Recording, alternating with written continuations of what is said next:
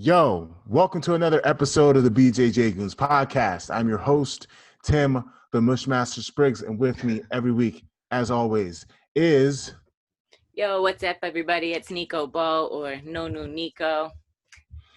And today we have a very, very special guest today. We have a world champion, a Pan-American champion, an ADCC trials winner, an ADCC veteran, a black belt under Romero, Jacare, Cavalcanti. And for those of you who don't know who that is the founder or co-founder of Alliance, the biggest or one of the biggest MMA affiliations in the history of the sport. So that's a really big deal.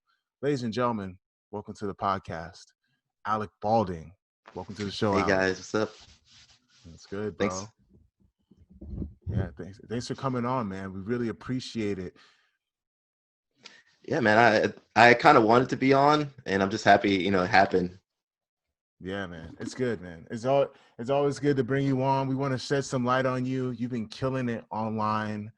You're constantly posting on your YouTube channel. You have, in my opinion, one of the best, if not the best, instructional series. I consider it a series because you're always posting on your Instagram and your YouTube. It's really good to see a black belt with your competitive pedigree go out there and not just show moves, but explain very complex concepts that are easy to digest. I mean, your videos aren't really that long, and I highly suggest that after you guys watch this video, you go on to his YouTube channel, ALEC BAULDIng's YouTube channel, and give it a look-see.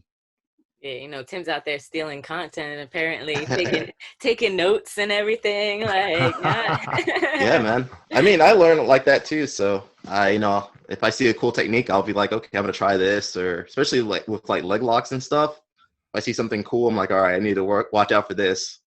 That's really dope. So where are you located right now? Because like when I was Googling you, it said like you had been in Sweden and everything. I'm in Atlanta. I've been pretty much everywhere. I used to live in Sweden, so that's probably what said that. And then I was there for a good bit, for like 3 years. So how did you end up in Sweden? My good friend John Thomas is out there, and I don't know how we got out there, man, to be honest.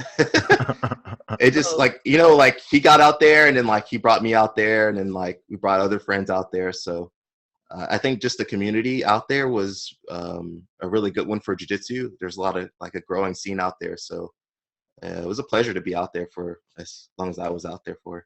Yeah, it's really weird. I know like a couple people like Alan Pinfo from the favela that's out there, Bruno Macias, and it's just like, all right, it's a random place to be in a hard language to try to like learn, but like more power to you. Like that's really they do. They're in Stockholm.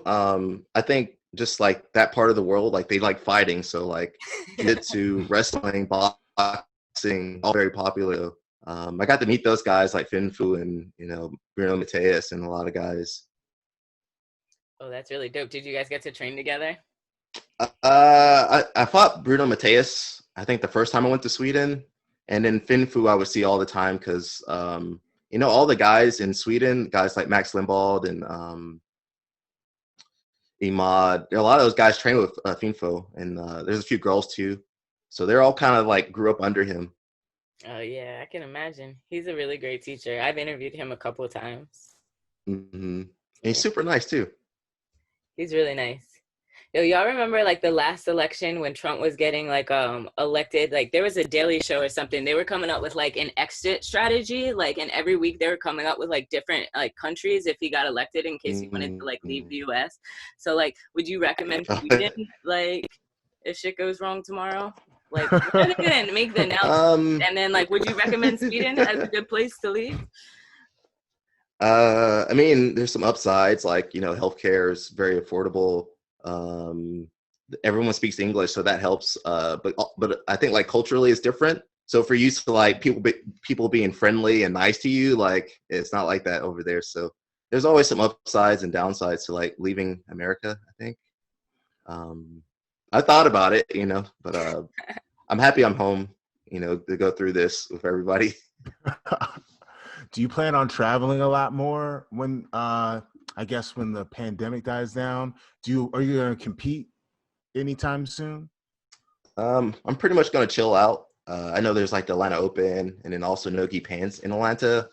But I just decided for myself it was better to just kind of wait this one out, and um, I just want to be more responsible, not like catch something, because I've been sick for like 2 weeks, and I just don't want to go through that again. But I think definitely next year I would like to get back competing and traveling. But I think it's been hard for everybody. You see, like it's been like either you were like super amped up to compete, or you're like, okay, I'm gonna kind of withdraw for a while. So I think that's where most competitors have been. I don't know about you, but that's what I thought. I've been laying low, man. I joke that I'm semi-retired because it's hard. I don't know how it is in Atlanta to train, but kind of here, it was been very slow. We were training in a garage for a while, and then the gym slowly started back open. But even now, it's like only a handful of guys on the comp team that are competing. That are training. So how is it in Atlanta for you? What's your training situation? Because I still see you putting out great content. I pretty much just do like small training groups with like some of my friends. So I don't really do like regular classes anymore. I'll just go to like my friend's house, or maybe an off period when no one's training. So I tried to like do that more versus like going to like big classes, because Georgia was like one of the first states to open back up, and a lot of schools went back to like regular training. Yeah, when we were talking to Massine, he was saying like it was like normal. Clubs were open, people were out, like it's going. Especially Atlanta. He's in Savannah, so like I know in Savannah they're more chill, but in Atlanta, like people were wearing their masks. I don't know. I'm just one day at a time, man. One day at a time. One day at a time. So you're really good at instructing, you know. Let's go back. How long have you been teaching? Like, when did you start teaching jiu-jitsu? I started teaching kids in like 2006 as a little blue belt. So I was just like really shy kid. So I just I think that helped me open up a little bit, just like other people learn jiu-jitsu, and I kept teaching kids for years, and eventually moved up to like adults, and then like becoming like an assistant instructor, and then like a head instructor. So I think, you know, for competitors, especially like the old school guys had to come up teaching, but like the new school guys now, like they could just make money, you know, online or winning tournaments. So I think that's starting to shift now. For sure. So you said you were a blue belt in 2006? Yeah. Oh my goodness. I mean, you've been in the game for a long time. What was it like? Because you're like, how old were you when you got your blue belt? I think like 17. 17 years old. So we had a similar growth in the sport. Like I was, when I first started, I was a teenager, and there was like, back then, there was almost no kids classes, at least around here. What was that like coming up in that situation? Were you in the kids program at all, or did you go right into the adult program? Yeah, I was I was in the adults. I did like beginners class, white belt beginners class. But they pretty much just put you together with everybody, so you just got your butt kicked. Excuse me. Sent you to the wolves. Yeah. And I just remember like the first time I trained at Alliance, like I was a white belt, and I was training with like Chris Moriarty, who was he got his brown belt at the time, and he was doing like twister on me, and I was just like, what's going on? So it was kind of rough period back then. So did you train under Jacare the entire time during your career growing up, or did you start somewhere else and then go to Alliance HQ? So I started at like an affiliate school. So I actually started with Jacare's first American black belt. This big guy, they called him Bull Shaw, or his nickname was Bull, and he was like over 300 pounds, so like Big Willie, pretty much. And then his school closed down, unfortunately, within like a year or so. And then I had, if I wanted to keep training, I was like, okay, I got to go to headquarters. So, and from there, I kept training with Jacare up until black belt, pretty much. Wow. What was training under Jacare like? For those who don't know, Jacare, we mean the original Jacare, the OG Jacare, the founder of Alliance. He doesn't get a lot of attention, but he is responsible for, I mean, just generations of some of the best competitors and coaches ever. Can you dive in a little bit about what's it like training under him and how it helped your development? I mean, he was an old school guy. I can't say that, like, as far as like techniques, he probably wasn't the best technician, but he was a really great motivator. He was a really good coach as far as like, you know, pumping you up to compete and, you know, keeping you motivated. So I think his strength was that, and also like being able to recognize talent. And so he was like the guy that saw Cabrinha in 2006 winning, you know, world championship, and then brought him down in 2007. And then he was also the guy that brought Lucas Lepre down. And then, you know, all these other guys like Marcelo. I think he was the first person to bring like Marcelo to America. Leo Fieta. I think they had Teddy. This is before me, but they had those guys coming through the school. So I think he had a good eye for talent and just kind of cultivating that talent, you know, from scratch. So you can't underestimate that. Not at all. I think Lloyd Irvin was there. Maybe when he was a blue belt, he came to Atlanta because, you know, those guys, there weren't a lot of black belts back then, so they had to travel wherever they could find good instruction. So I think pretty much everybody on the East Coast was coming to Atlanta back in the early 2000s, late 90s. So, you know, everybody's connected somehow. Oh yeah, there's an old video of Master Lloyd training with Fabio Gurgel. It circulated the internet. Old school. Mm-hmm. You know, like when you talk about good instructors, that was something that I kind of wanted to ask you about, because as I was watching, again, I live in DC, so all this politics is killing me, and I'm like looking at the election maps and like all the like the Republican states in like the middle of the country, and like all of those are like all of the places, and like they're probably horrible places to train jiu-jitsu. And I know just like Tim and me, we get a lot of messages, or we have ever since like the controversy about like, oh, this gym and I don't like this and this instructor. So it's like, as somebody that teaches a lot and trains a lot, like what is your recommendation for people to find a good gym and a good instructor? Because whether they are moving and relocating and need to find a good gym, or just are unhappy with their environment, like what kind of stuff do you look for, or would you recommend people look for? I think now is a tough time. I think especially, I mean, because like you could find a good academy, but then like maybe later on you realize, oh, these people aren't good, or, you know, maybe their views are like very conflicting with yours. I think it depends on what you want out of the training. If you want like a very competitive academy, you're going to know what academies those are. They're the ones winning tournaments and have the big names. You also have to know if you want like what kind of training you want. If you want to train hard, okay, this is the academy. If you want self-defense, go to that academy. I think my advice is usually or something, just like avoid it. Or if you know, like they're, you know, saying all these crazy things at that academy, like, okay, don't go train with those people. So definitely, you know, do your research, look at social media, look who the instructors are, their, you know, their record as far as like competitions and like history and background.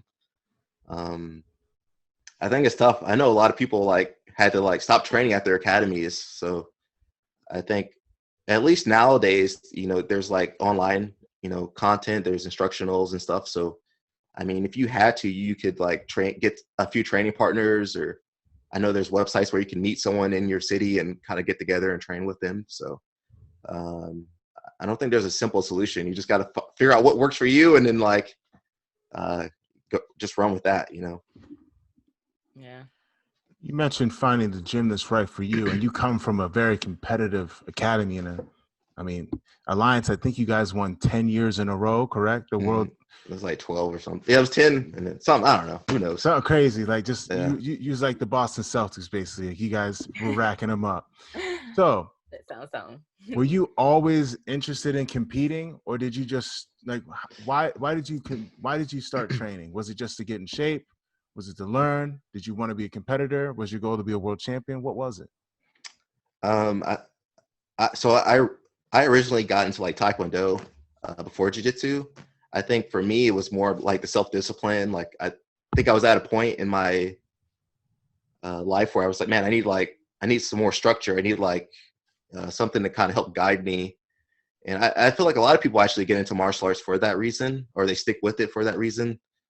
So I got into Taekwondo, but I was online looking up, if you go on YouTube back like early 2000s, it was like Jiu-Jitsu versus Taekwondo, Jiu-Jitsu versus Karate, Jiu-Jitsu versus like everything. So I kind of knew I wanted to try it, and I just got lucky that a good academy was in my city, so that kind of made me want to pursue it. And then as far as like competing, I didn't really have a choice. It was just back in the day, instructors say, "Hey, everybody's going to this tournament," so I was like, "Okay, I'll sign up." And I remember like my first tournament, I didn't know any takedowns, and then my instructor said he couldn't pull guard, so I was like, I was just running around like I didn't know any takedowns, so I think that kind of, I didn't really have a choice. I was like, got told what to do, and I did it. Did you win? Yeah. I think I won 1 or 2 divisions, and maybe that was like a no-gi tournament, a no-gi match. So I think I lost that one to some kid. Horrible. Yeah. Yeah, it's hard not doing takedowns in no-gi, and you can't pull. I think Marcelo was at that tournament too. He was like competing in absolute. So like, it was like some random tournament. Marcelo was there. Yeah. So you were back in the days in the 2000s, like where you could fight anybody. So like you came up in, like I came up in like the Naga Grappler's Crest era. Like one year I fought Dorino and I was like a blue belt. Oh dang! I was 19 years old fighting Dorino. Like it's crazy, man. People don't understand. Like it's not like IBJJF where it's super organized, but you were like a generation before me as far as the belts. Like I started noticing you like purple and brown belt when it's really started picking up. Can you talk about like the transition from, being a young guy, teaching the kids class, being a blue belt, and what was that jump? Like, can you talk about that? What do you feel was the difference between you being a blue belt and then being world-class purple and brown? And like, side note, I remember when you beat Big Willie in the quarterfinals, semifinals of the Worlds. Can you talk about that? Yeah, that jump pretty much happened when Cobrinha moved to America, when he moved to teach us. And so like before then, like I think I trained twice a week, and the way Jacare taught, it was just like random techniques all the time. And then like Cobrinha moved there, and then like I remember like immediately it was like, okay, I need to train twice a day or something. And I'm in high school, I'm like, how am I going to train twice a day? And so like I think like one, we got like the technique was more updated. We were learning like more advanced like guard techniques, spider guard and stuff. And then 2, like also the training, like our intensity of training and frequency increased. And I kind of think of like the Danaher guys, like they had like a competitive advantage. So like with the leg locks, and that kind of put them ahead of everybody.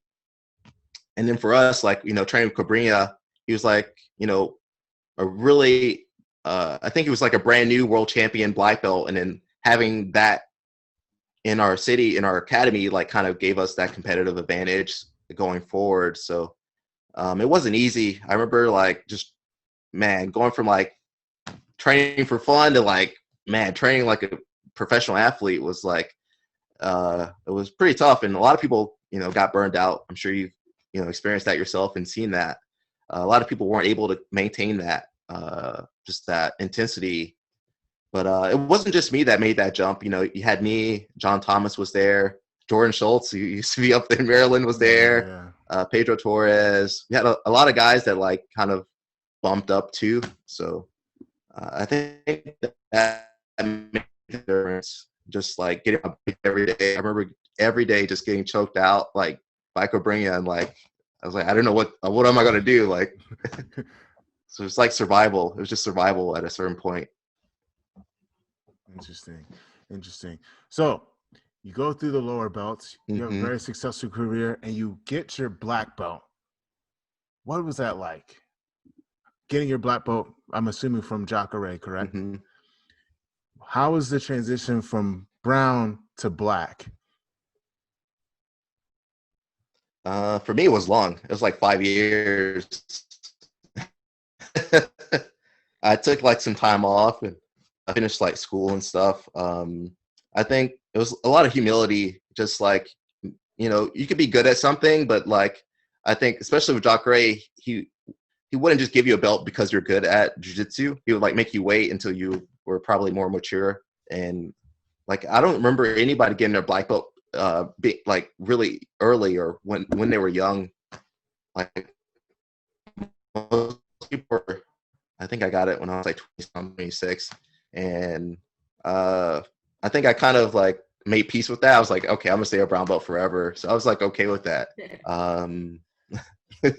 But I did, like, I think I'm 31. But eventually I think so like for me, I competed a little bit at brown belt, then I kind of stopped, and then I competed a little bit more, and then that's when I got my black belt, when I kind of came back to jiu-jitsu.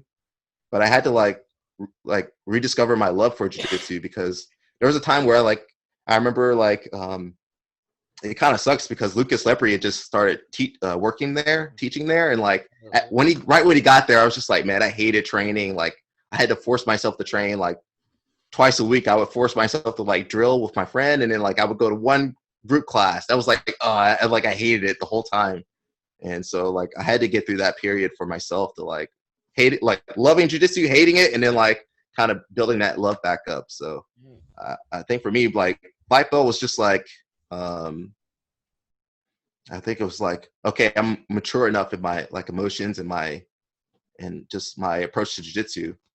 Because if I got my black belt earlier, or like when I didn't want it, like I don't know if I would have kept doing it. What do you think was the change in your approach? I think just like not putting so much pressure on myself. I remember like winning purple belt, and then like brown belt, I was just like, man, I'm gonna win this stuff. Like, I remember like before brown belt worlds, I like did a tournament in Dallas or something, and I think I choked everybody out. Like, I was like, man, I'm gonna tear this up. And then like I think I overtrained, and then like I did worlds, and then like I just all that work was like, it kind of evaporated. So I think that kind of didn't help me. And then also like I wanted to finish college, so it was like everything kind of came together. All the stuff I was putting off, like I'll do that later. Like everything kind of caught me. So I think that's have some balance.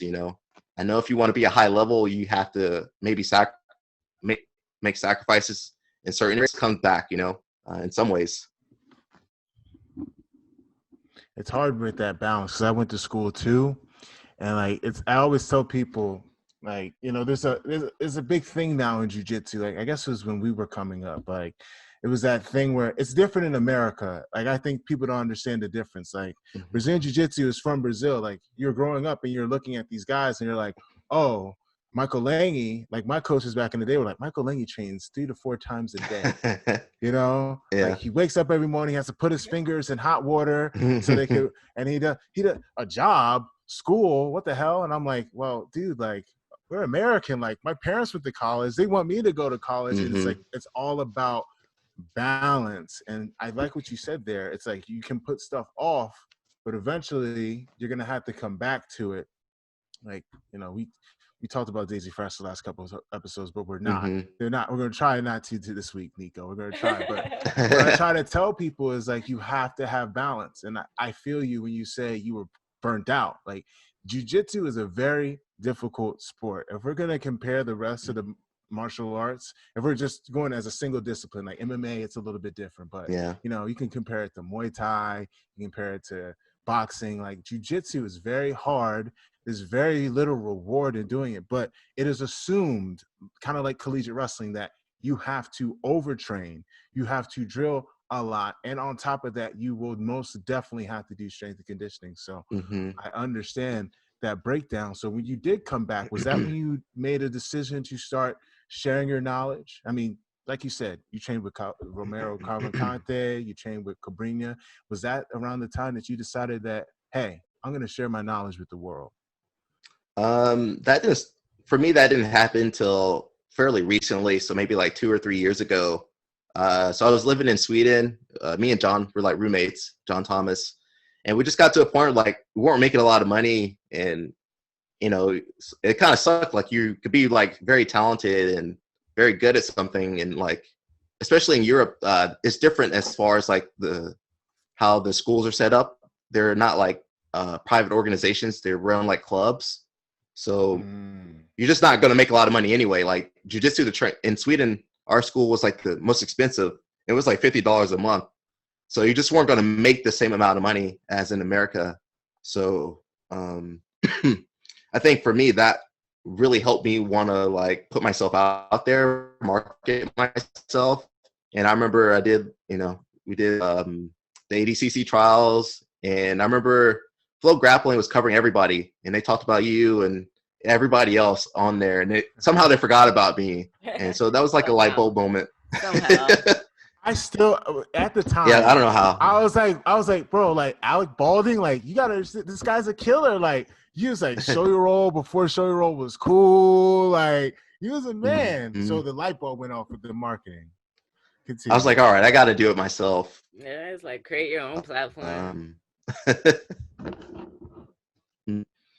I mean, you don't have to wait anymore. Like with all the stuff online, like you don't have to wait for Flow Grappling or whoever to put you on. You can do the work yourself now and still reach the same amount of people, or maybe not the same amount, but people that are still going to want to support you. Very true. Yeah. So when you first started, like what kind of content were you putting out and how often were you doing it? So I used to do videos in my car.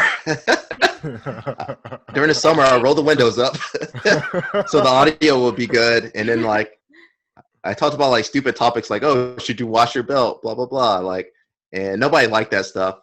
And eventually I started going more towards like actual instruction, like the technique instruction. It's kind of tough, there's especially if you guys go to Reddit or anything, like there's a few instructors everyone loves, like your Danaher's, your Lachelon. I can't say his name. I can't say his name. Yeah, Lachlan. Even like John Thomas. Like there's certain instructors people love, and then like if you're not those instructors, like people kind of will downplay you. So it can be hard to get into, especially like sharing your moves. But one thing I realized is that there's so much knowledge in jiu-jitsu. Like for me to share something doesn't mean that I'm like losing something. Like I'm actually sharing something. And for me, it makes me want to study more techniques so I can, be able to instruct better. And I mean, at the end of the day, like I can show something, and it doesn't mean the person can actually do the move. Just for me showing it, like they have to practice it, and then it's not like you're losing anything. It's not like a secret technique that no one's ever figured out or never done before. It's just another move that maybe they might like or might help them. So I think like the old school mentality, like, man, I remember like, guys like Jacare would be upset if we went to like open mat or something, or Corbino would be upset if you filmed a technique, or, it was so weird. So I'm happy things are changing now. Yeah, those old school rules. At my gym, it used to be, what the hell are you filming for? You should be taking notes. Like, and I believe it. Do you believe in the note taking as a black belt, as somebody that teaches? What is your opinion on note taking in jiu-jitsu? Like, you video record, take notes, you don't take notes? It depends on your learning style. I mean, some people, they have to take notes. Some people like the visual stuff. Some people like the auditory, like, getting instructions. So whatever works, man, whatever works. Nice.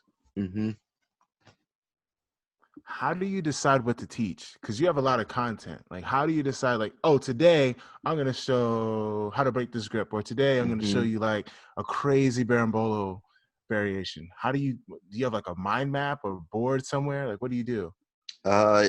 White belts. Whatever white belts. I will watch white belts kind of messing up something, and I'm like, okay, I'm going to show you how to do it on this video, and then I could reference the white belts to watch the video later. So whenever I would teach beginners, like a triangle or something, I would film the video, I did stand up, and they had questions. I go, hey, watch the video. Yeah, a lot of white belt reading comments. Read your comments off your video, so people will be like, oh, this technique sucks. Don't look at that. Look at the person's that's like, oh, can we see a different angle, or what happens if they do something different? So sources of content and what to film. Were you gonna say something, Nico? I thought you were gonna say something. I forget. But yeah, I think it's really important that like you actually, like you mentioned, like you read your comments and everything, because a lot of people like post content but they like never respond or take the time to like interact with people or read the comments. I mean, it can be tough, you know. Some comments are read. Like if you post on Reddit, boy, woo, they're gonna go at you. So I don't go there. Have a thick skin. I've never like been able to follow crap on Reddit actually. Like so, like you got to come tell me to my Instagram for it to pop. It's rough, man. Yeah, it's rough. It's rough. They like. I know Reddit is yeah. I had before Nico was on the show. I was in between like studios and stuff. I had my one friend who has like a really growing YouTube channel, right? And he's like, bro, this is what you gotta do. This is what you gotta do. And like, oh, you know what I'm gonna do, Tim? I'm gonna post your stuff on Reddit. He came back and he came back dejected, like, what the hell is wrong with those people, man? I'm so sorry, bro. I didn't know it was like that. He was like shocked. I was like, yeah, man, you never go on Reddit. That's why I was like, don't ever go on Jiu-Jitsu Reddit. For me, that's my rule. I don't go on Reddit. I don't go on Reddit. He was really upset. He was upset for me. I was like, bro, I tried to warn you. Don't go on there. You might as well go on like 4chan forums or something, bro. You might as well. I wonder what Reddit says about Daisy Fresh.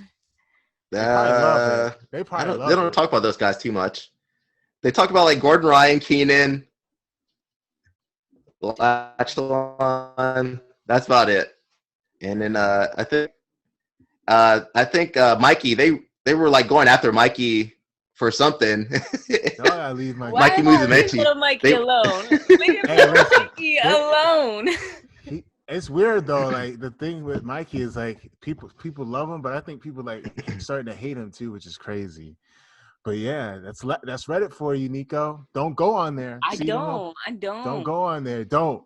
It's like Lion King, Simba. You see that over there? Don't go there. It's forbidden. It's beyond the light. It's beyond the light. It's beyond Pride Rock. I mean, it's rough, but like you will get some good feedback sometimes. You know, it might be harsh feedback. I know, like my audio sucked for a long time, and like on Reddit, man, they like after 100 times, I was like, okay, I got to fix this because like I can't take this anymore. So man, it can be tough. Reddit, why not YouTube? Why is it like? What do you think is the contributing factors? What are the contributing factors to your growth? Because I remember the car videos, and I was like, Alex doing the damn thing. He's growing, I thought it was a food review at first, but then I realized that you taught jiu-jitsu, and now you're like in an actual facility. Like you glowed up, bro. I gotta hand it to you. This is one of the big reasons why I had you on the show. You used to do the same thing, Tim, like posting at 11 o'clock lives. He'd be like, is he starting a fans only? Like, no, he's talking about jiu-jitsu. Only fans about to start popping. They call me Jitsu for a reason, Nico. Don't knock it. Don't knock it. He has been studying you. You see, he's like, he started in the car. I'm gonna start in my bed, and it's like, you see the fit though. You see the fit. You see the button up. Like he's killing the game. You see the hair. All right. Anyway, what was the question? Don't hate. See, I'm not hating now. Like she's hating on it. I'm just recognizing that like your paths are very. You go. The question, Nico, before you start hating on the brother over here, is what are the contributing factors to your growth? Because there's a lot of people that are coming up in the game that see your path, that see the path of John Thomas, who's really good. Like you guys are really good. You see the people trying to put instructions out there. You see our guys like Rico. What is the contributing factor to your growth and how you've been able to not only maintain your audience, but grow it tenfold?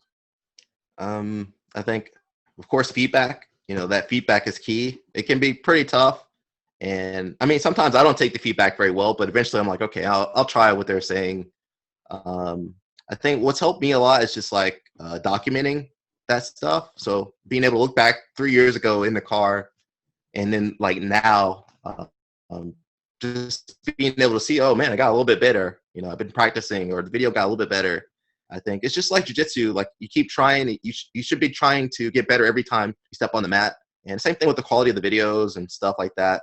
I think for me, like I want to be able to convey the information like as best the best way possible that I can. So I think just those little tweaks help, you know, just keep more attention on the video as long as possible. So I think that's been it. Just like jiu-jitsu, like you want to get better, you keep practicing. Same thing with the videos. Like I've been practicing editing since, you know, been on quarantine for so long, and just, you know, get slightly better equipment and then like keep practicing.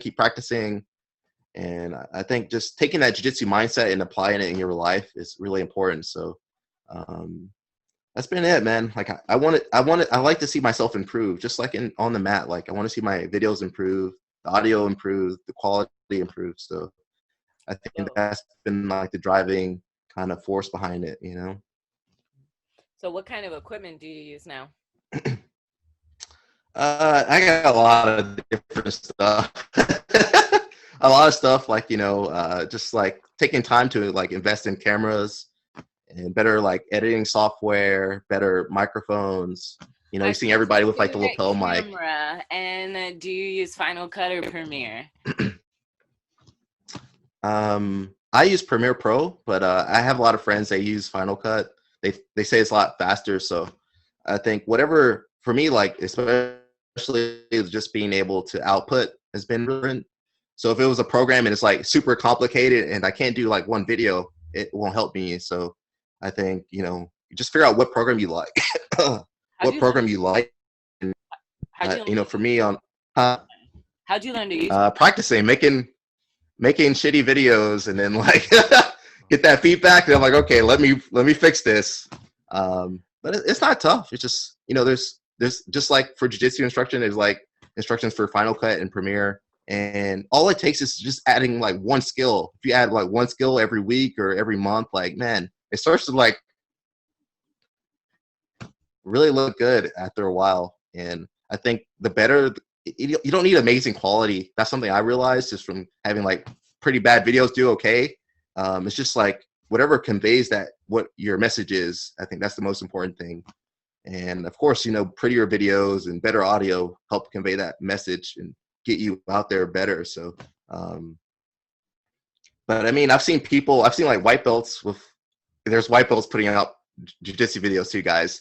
But there's white belts with like cool editing and stuff like that, but then like, you know, their technique's not good. So I mean, it's only one part of the equation, like the quality. I think also you have to work on yourself and like getting better on camera, you know, getting better at interviewing people, stuff like whatever you can think of. But yeah, just like one little thing, just get better. One little thing, then work on the next thing. Gotta map it out. So what kind of camera do you use? I use a Canon M50, which is it's like a entry-level camera. Maybe next year I'll try to upgrade to the next tier. But man, you can do like a lot, because like, you know, with the camera, it's really about the lens, really. So you can have like an entry-level camera, and then like get a better lens, and then like boom, it looks way better. So it doesn't take a lot. That's something that I wanted to point out, because when I moved back from Brazil, like that's when I started like saving up money to get my own camera to do work and content for Favela Jiu-Jitsu. And like my mentor, who's the editor of Flow Grappling, like he told me, is like, you know, just buy a cheap camera like a Rebel, and then like you really need to invest in a lens. So like I bought like a cheap camera, and then had like $1,000 lens. But I actually didn't know, what did I get? I had some kind of lens, and then I was like in New York, and like one of the other photographers walked by me, like, yo, you know, you can like rent lenses, right? And I was so embarrassed. Like I went back to the Flow Grappling table, and I was like, yo, he just went on me. And so my mentor told me what lens to buy, and I bought it right there. Okay. So yeah, so like I just kind of upgraded lenses, and it's just like, a lot of people always want like the Sony, or want this, or I want that, like, but just, you know, finding something basic that works for your needs is like really important. And a lot of people get caught up on like name brands or this or that, or what you see out there and like the gimbals and whatever. But I think it's important to like emphasize that a lot of people could make a lot more content if they just try to produce something. I mean, like I started just like using my phone. Get a white belt. Hey, white belt. Here's the phone. Don't put your thumb in the way. So that's how that's how we got started. And I think just like what keeps a lot of people back is just like maybe fear of being judged and stuff. Mhm. And so you see a lot of really great guys. They never post anything. Like I know like up and coming black belts and brown belts. Like man, they never post anything. They're super great. And I mean, it can be rough online. You could be like a world champion, like Mikey Musumeci, and then like go on Reddit, and then like people were like tearing into him. So that can be tough. But for me, it's just like competing. Like when you go and compete, like it can be tough. People are watching you. Flow Grappling's there. Nico's there on the camera filming you, and then maybe you get your butt kicked in front of everybody, but with a $1,000 lens. But it's just feedback, you know. Nobody's gonna remember that, you know, the crappy video or the crappy audio for forever. But I think people also like to see you improve, you know, in your, you know, podcasting and your videos. So I would hope people, you know, especially the young guys coming up, they kind of see that and maybe put themselves out there a little bit more.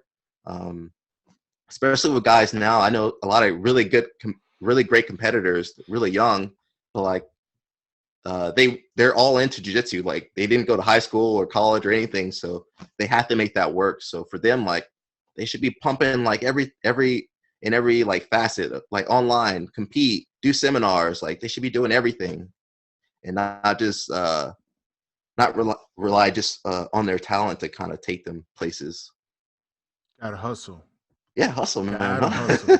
Gotta hustle. I remember Mm-hmm. it was me and DJ in my basement, and with this little ass microphone right here, we're both hovering over it like, Yeah. what do you think, DJ? Yeah, bro, I feel the same way. And now, you know, you got like it's official tissue. Mm-hmm. So what is your goal for as a coach? Do you want to eventually open an academy? Do you just want to have your own online site? I know you have instructionals on sale, correct? Yeah, I have a few. I have one with BJJ Fanatics called Keeping the Guard. And I also have two of my own like self-produced ones on Reverse De La Hiva and the Short Guy Guard. So nice. What are you saying? What is your goal with it? Like, let me go back. So you have your own self-produced instructionals? Yeah. That's incredible. That's kind of what I want to do. Like, that's awesome. Can you talk about that? Like, what's the process like? Because I'm all for people being independent, like on that Master P Steez, like doing it your own. Can you tell the people about that? Like, what's it like? How's it different than doing it through like a BJJ Fanatics or a Jiu-Jitsu? I think it depends a lot on like your work ethic and like your skill set. So, you know, say you're busy, you know, you're competing, you're doing whatever. Okay, then it makes sense to go through BJJ Fanatics or, you know, maybe Jiu-Jitsu X with Keenan or something, because they're going to take the time to like produce it, film it, edit it, and then market it. So that works for a lot of people, especially if you have a big name. Like you're going to make a lot of money up front, or also like maybe money on the back end, like after they recoup their costs and stuff. I think for maybe, you know, lesser known people or people without such a big following, it kind of backfires, because you can see with BJJ Fanatics, they're not going to market you like they're going to market Gordon Ryan or Craig Jones or John Danaher. Like, you know, those are the cash cows. They're going to put those guys, like you put your DVD and then like Danaher comes with the same topic right in front of your DVD. So, oh, you're too sorry, too bad. You know, I think going self-produced for me, one, I wanted to see if I could do it. If you watch my first one, it's pretty bad audio. Like I messed that audio up. But for me, it was just like a test to see if I could do it, which I was able to do it, and also to you know, market it and make money from it. So my first one was just kind of a test, a dry run pretty much, but I was able to make some money. I was like, oh, I can make money. And for me, the upside is that I can always use that content. Like nobody owns that content. Like the DVD I filmed with BJJ Fanatics, it's their content. I don't have access to that, you know, and I'm not in charge of I can't like market it, or I could market it, but then like on the back end, whatever I would have made on the DVD, like it's cut in half. It's split in half. So BJJ makes money off of my work pretty much. Yeah. And pretty much now, like if I say I want to make a clip of a video I did, like instructional I did, I have control over everything. So I think for me, it was the best route to go. Like it might be less money up front. This is something I'm going to have forever. Like that DVD, that instructional is going to be like making money forever. So it's just different. Like if you're going to put the effort into it, that's kind of what Keenan did with his warm guard stuff, right? He produced that himself. He made the DVDs. He did all this stuff, right? And it's like if you want more control over your kind of your creation, your work, that's the best route to go. But if you know, like, hey, I'm not going to do any of this stuff, okay, then you should go with other guys. But just realize, like, it's not yours. Once you finish it and they're selling it, it's not yours anymore. Yeah, it's like that big thing in the media now about like owning your own masters. Because what did Kanye just screw over? Like he won't give him the rights to his own master or money. Yeah. The contract. It's really important to own your content. You know, like because you know we were thinking about like if you think people that produce BJJ content, like Flow Grappling owns most of the content, like, and they have like official contracts. So like even if you have like a press pass at an event, like you can't film. Like, and so if you look at the content that's on their webpage, like they'll have like people on and then they'll do breakdowns of matches, but that's copyrighted content that nobody else can have. So it really like you bring up a point in part, like athletes just in jiu-jitsu as in any other industry really need to work to make sure that they own their own content and they know the value of their own content. I mean, there's guys like Lackland. Like he went through BJJ Fanatics, but realistically, maybe he's going to reach more people. But realistically, he could have. He pretty much did all the work himself, right? Like he done that through himself. So I don't know, just like how much time and effort I put into it, and then you know, there might be someone like me that'll be like, okay, I'll do all that work for you, and then just pay me like one upfront cost, and then you keep all the rest. So. You never know. Like there might be another industry for people, and you're seeing more. You know, Jiu-Jitsu X with Keenan just kind of came out of nowhere, and they already had like a good roster of people and good quality too. So we'll see what happens. Yeah. So as far as instructing, you have a school eventually. Do you want a school? I don't know. I was before I came to Atlanta, I was teaching in Orlando. So I was like the head instructor down there for, I think about 6 months before all the lockdowns and stuff happened. So it was kind of an adjustment period for me being in charge of so many people and like, you know, having to deal with different personalities and different things. So I think for me, it was pretty tough. I don't know if I want to go back through that. I think I would like to have like maybe a small group I just train with out of like my garage or somewhere, a separate place, and then like be like more chill and just like focus more on the training. And because it's tough when you're an instructor just to balance like teaching. I got to help these white belts out, but hey, I also need to get some good rounds in. So it was hard for me to like balance that out, and you know, dealing with different egos and different personality types, because I like to do what I want to do. So I think for me, like I do want to keep putting out content, but I, you know, say I wanted to make like a short video or short movie or something, like I would like to have that freedom to go and do that. Or if I wanted to move to a different country or travel to a different country, I wouldn't want to have to worry about like, man, who's going to cover my classes? Oh no, who's going to cover that white belt class? It's like, very true. Very true. Ownership is so like, I'm not sure. It's really hard. Like, and I think another really important thing in the industry is making it clear that there are other like career opportunities other than being like a gym owner, because like as Urbith Santos can testify, like owning a gym is not for everybody. Like you can be a great competitor and still fail at like running your own team. Does he have a gym? Like I don't know how public it is, or I don't know if it actually, he like stopped it, but yeah, he does. And I've just heard like really bad things from like, I mean, notably it was like a female competitor that traveled to Sao Paulo to go train with him. And it was just kind of like the fuckboy shit. Like, you know, he's a great competitor, but I don't know if you've ever seen the videos of like him and Leandro Lowe when they're like pissy drunk. Like, but that's what they do when they're off the mats. They're not like, I don't know, like, when they're on the mat too. Yo, like, can I say this?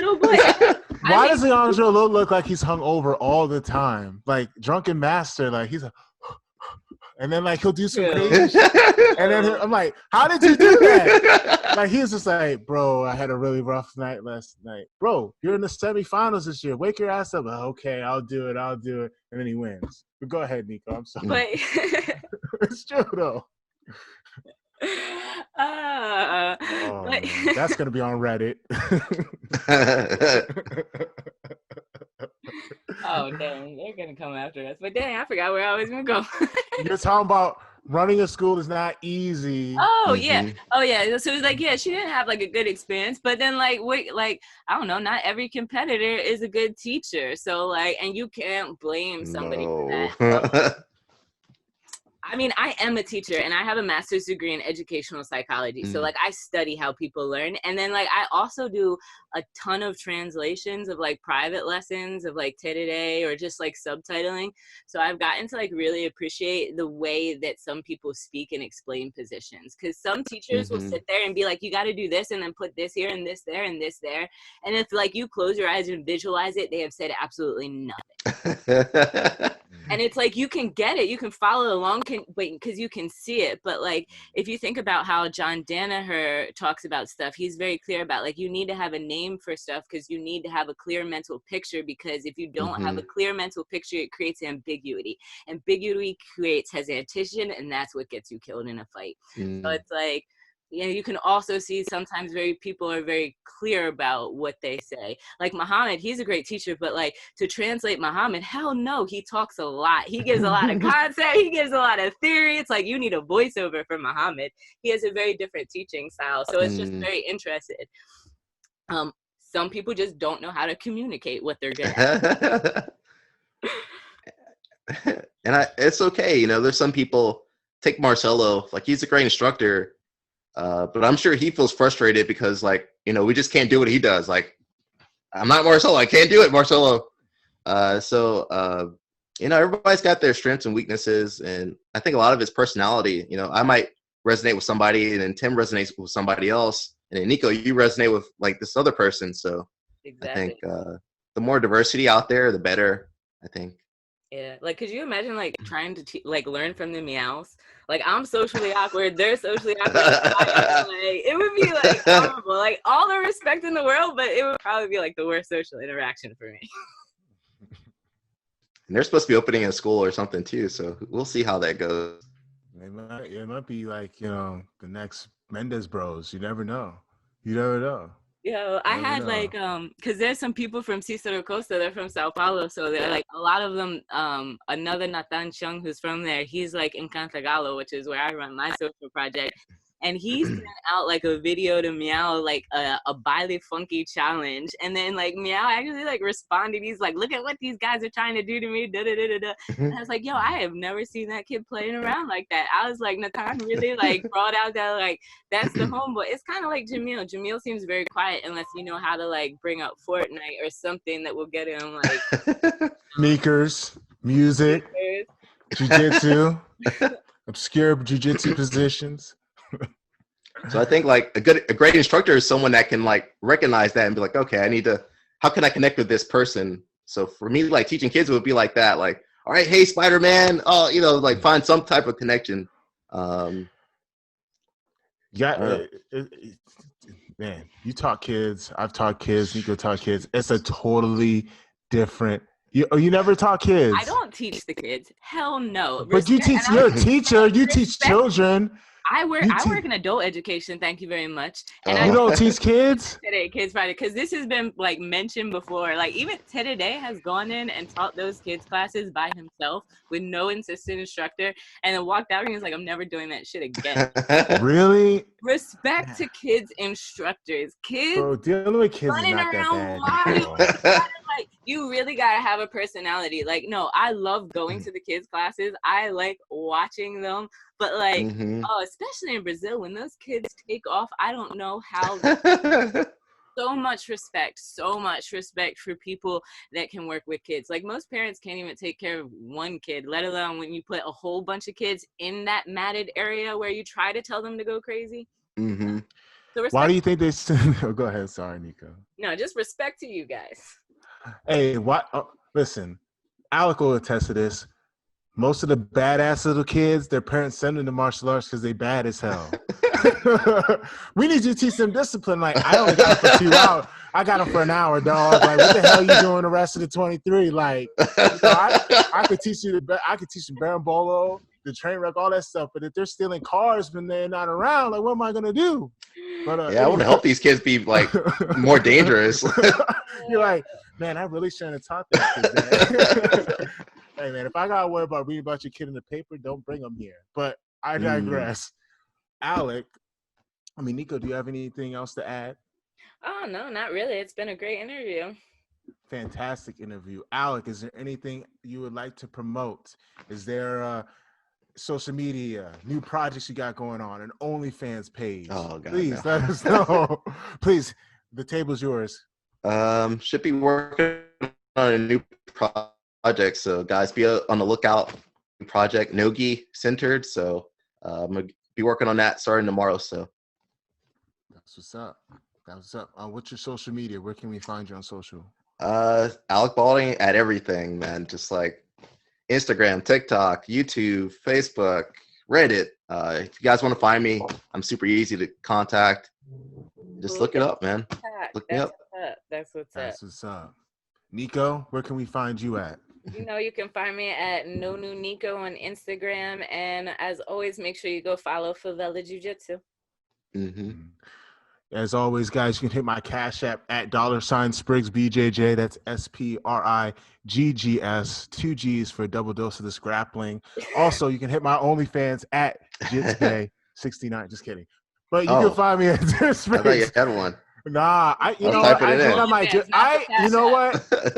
gonna get an OnlyFans. That's what I'm gonna do. That's what I'm gonna do this week. That's my goal. So I'm going to Savannah, Georgia, at Champions Training Center in Savannah. Oh, awesome. Yes, head coached by Musin, the technician Corbray. I will be there on the 14th of November. Be on the lookout with that. I will have a gi/no-gi seminar. I will show you how to throw and choke people out with ease. You can find me at Tim Spriggs BJJ on Facebook and Instagram. And go to timspriggsbjj.com, book a seminar, book a private lesson, all that good stuff. This has been the BJJ Goons podcast. Oh, yeah, if you're watching this, okay, I see we got a lot of views, but like a fraction of the likes. If you're watching this, you need to press like. Even if you dislike it, press like anyway. Haters' views count too. So make sure you hit the like button, subscribe to BJJ Goons podcast at Instagram as well. This has been the BJJ Goons podcast. Peace. Good.